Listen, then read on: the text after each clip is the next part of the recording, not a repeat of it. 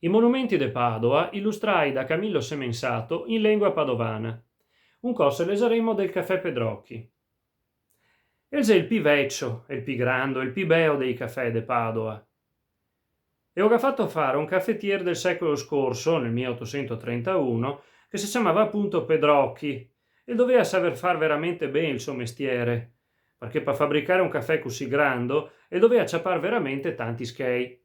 A parte sta considerazione che però bisogna sempre fare, perché per salvare l'Italia bisogna incoraggiare i privati, se no o se vede dei Moramengo, l'architetto se sta Giuseppe Iapelli, che mi nogò il coraio del chiamar Beppi, perché non so sicuro che in famiglia io chiamava veramente così.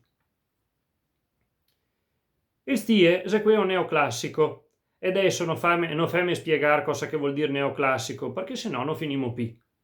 Deve a studiare. Mi posso parlarvi in dialetto, ma non posso spiegarvi proprio tutto. In ogni modo, neoclassico, a stavolta un po' come contento, vorrà dire che copiava i monumenti antichi, quei greco-romani. All'inizio del secolo scorso tutti copiava i templi antichi perché i credeva i più bei. Non solo che i templi, anche le statue e come che i podeva anche le pitture. Diciamo come che i podea perché de pitture che ne trovava poche e ora i se immaginava attraverso le statue. Gave ragione o torto? Questo è un discorso che non ha da importare. Allora i ragionava così e basta. Il caffè Pedrocchi ha anche un'altra caratteristica. Sento già qualchedun dire, e lo savemo, quello deve essere un caffè senza porte. E ora mi ve rispondo, Sprotti, è vero che gli diceva che gli era un caffè senza porte perché stava aperto tutta la notte, ma mi parlava di un'altra caratteristica, che gli era frequentata dai studenti, dai professori, da più bella gente de Padova. Qua veniva a leggere il giornale a ciacquare Giovanni Prati, Zanea, Zanella, Arnaldo Fusinato, tutta gente col nome che se nei libri de scuola. Se veniva anche a Stendhal e nomina il caffè Pedrocchi ne a Certosa de Parma, un romanzo che il ha scritto, a proposito di un zabaion che doveva essere proprio potente.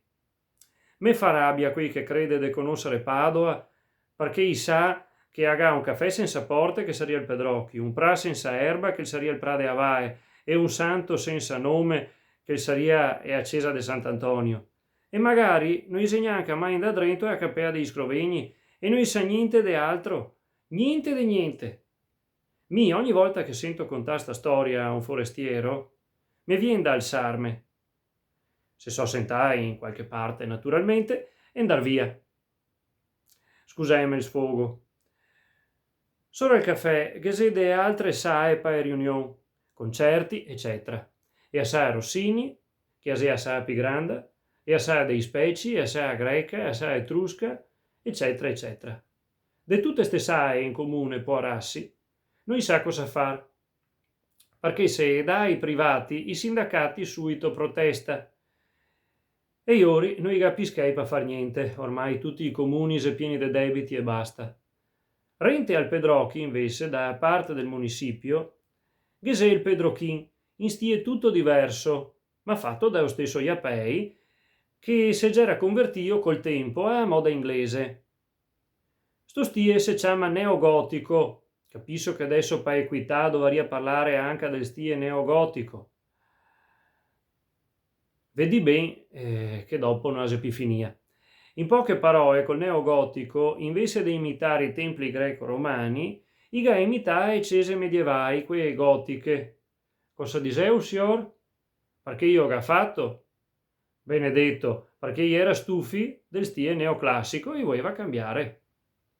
Comunque, Sprotti in italiano sarebbe sapientini, sapientoni, coloro che credono di sapere tutto. Saluti a tutti e se vedremo alla prossima puntata.